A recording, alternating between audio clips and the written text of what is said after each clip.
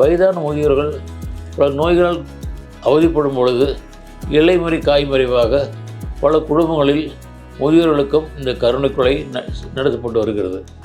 சில முதியோர்கள் சார் என்ன வலி தாங்கவே முடியல சார், இந்த வலியை நான் துன்பப்படுறதை விட நான் இறந்துட்டா சௌரியமாக இருக்கும், இதை ஒரு ஊசி போட்டு எனக்கு கொண்டு முடியல சார். இது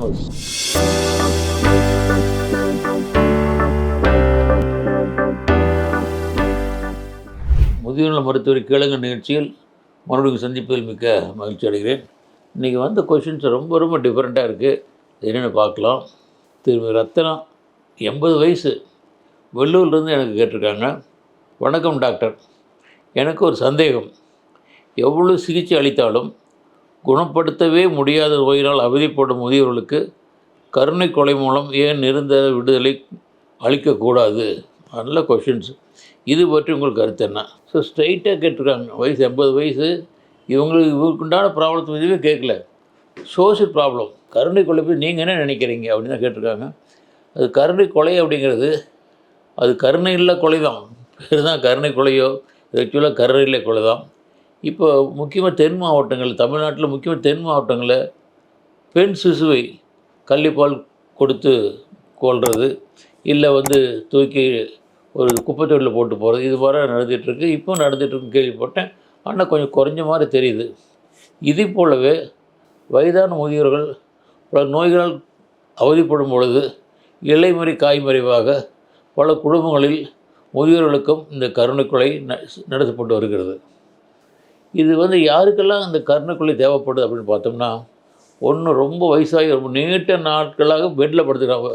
வயசாகி போச்சு, 80 90 இயர்ஸ் ஆகி போச்சு, 5 வருஷம் 10 வருஷம் பெட்லாம் இருக்கிறாங்க. ஒன்றும் சிகிச்சை அடிச்சா ஒன்றும் குணம் இல்லை, அவங்களும் தேவைப்படலாம். ரெண்டாவது ஒரு ஆள்பலம். முதலாம் டிசீஸ் வந்துச்சுன்னா ஒரு க்யூர் ஆகிரும்.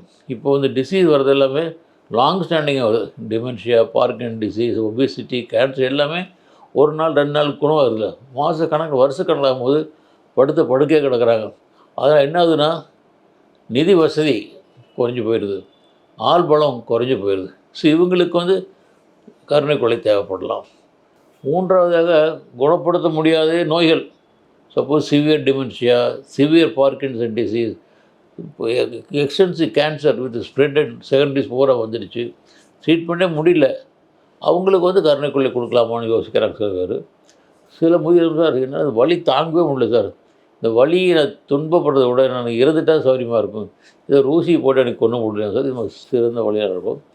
சில பேர் முதியோர்களில் நல்ல வசியத்தாரும் நல்லா பார்த்துக்கிறாங்க. ஆனால் சொத்துக்கு ஆசைப்பட்டு, இந்த முதியோர் இறந்தாருன்னா சொத்துக்கு எனக்கு வருகின்ற ஆசைப்பட்டு ஒரு கொடுக்க வேண்டிய ட்ரீட்மெண்ட்டை கொடுக்காம விட்டுறாங்க. இது ஒரு டைப்பான யுத்தனேசியா கொலை தான்.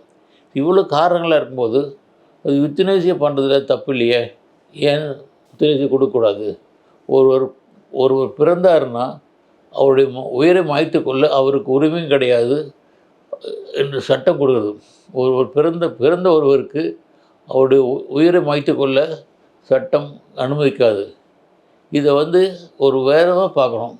ஒரு ட்ரீட் பண்ண முடியாத ஒரு டிசீஸ், ரொம்ப வயசாகி போச்சு, அவர் சஃபர் பண்ணுறாரு, பார்த்துக்கிறதுக்கு வசதியான ஆள்பலம் கிடையாது, பணபலம் கிடையாது.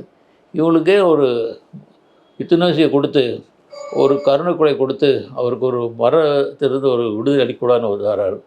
இன்னொரு குரூப் இல்லை ஒரு மனுஷன் பிறந்தான்னா அவன் தானாக சார், அவனால் பண்ணிக்கூடாதுன்னு சொல்லி வந்துட்டுருக்குது. இப்போ யுத்தனேசியா கருணை கொலை எடுத்தோம்னா 2 டைப் இருக்குது. ஒன்று பேசிவ் யுத்தனேசியா, ரொம்ப வயசானவர், ரொம்ப நாள்பட நோயில் சஃபர் பண்ணுறாரு, அவர்னாலே பார்த்து கஷ்டப்படுறாரு, பார்க்கவும் முடியல, வேறு வழி இல்லை. ஸோ அவருடைய சம்மதத்தை பெற்றோ இல்லை உறவு சம்மதத்தை பெற்றோ கொடுக்க வேண்டிய சிகிச்சை, மருந்து, ஊசி, அந்த ஆக்சிஜனை நிறுத்திட்டு அவர் வாட்டுக்கு போயிட்டா இறந்துடுவார். இது பேசிவ் யுத்தனேசியா.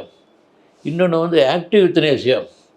அவர் இருக்கார், அவரால் தாங்க முடியல, அவர் கொடுக்க வேண்டிய சிகிச்சை, ஊசி இல்லை மருந்து மூலம் கொடுத்து ஆக்டிவாக அவர் கொண்டது ஆக்டிவ் யுத்தனேசியா. ஸோ 2 டைப் இருக்குது.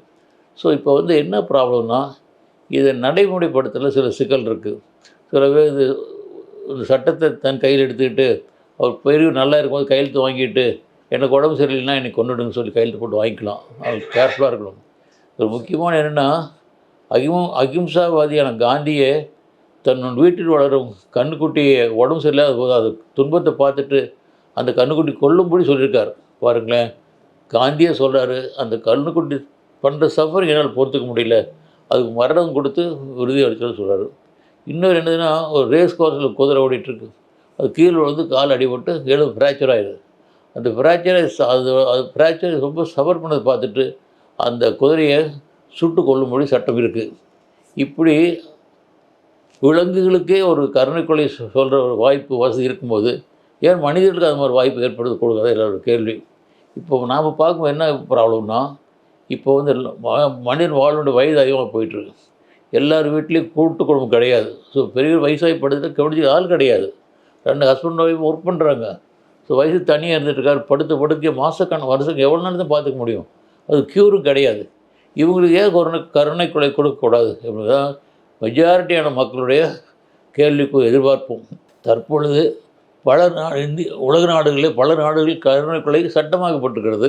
நம்ம இந்தியாவில் இன்னும் சட்டமாக கொண்டு வரவில்லை. ஆனால் திஸ் இஸ் ரைட் டைம். ஏன்னா லாங்குட் விலை அதிகமாகிடுச்சு, தொற்றுல நோய் அதிகமாக போயிடுச்சு, ஜாயின்ட் ஃபேமிலி குறைஞ்சி போச்சு. இதெல்லாம் பார்க்கும்போது கருணை கொலை இத்தனை அவசியம் தேவைப்படுது. ஆனால் கொண்டு வரதுக்கு அரசாங்கம், மருத்துவர்கள் பட்ட நிபுணர்கள் வச்சு ஒரு நல்ல ஒரு ஸ்ட்ராங்கான ஒரு சட்டம் இயற்றப்பட வேண்டும். அதில் எந்த லூப்ஹோல் இருக்கக்கூடாது. அது மாதிரி சட்டம் இயற்றப்பட்டால் பல முதியோர்களும் சரி, இல்லை அவரை உறவுகளும் சொல்லி நல்ல பலன் பெறுவார் என்பது எனது நம்பிக்கை. நன்றி, வணக்கம். உங்களுடைய சந்தேகங்களை ஸ்க்ரீனில் தெரியும் இந்த நம்பருக்கு வாட்ஸ்அப்பில் அனுப்புங்கள். நான் அதற்கு தக்க பதிலை சொல்லுகிறேன். இது பூங்காற்று, நாளைய நல்வாழ்விற்கான வழிகாட்டி. தொடர்ந்து எங்களோட வீடியோக்களை பார்க்கறதுக்கு பூங்காற்று சேனலை சப்ஸ்கிரைப் பண்ணுங்கள் அண்ட் ஃபாலோ பண்ணிடுங்க.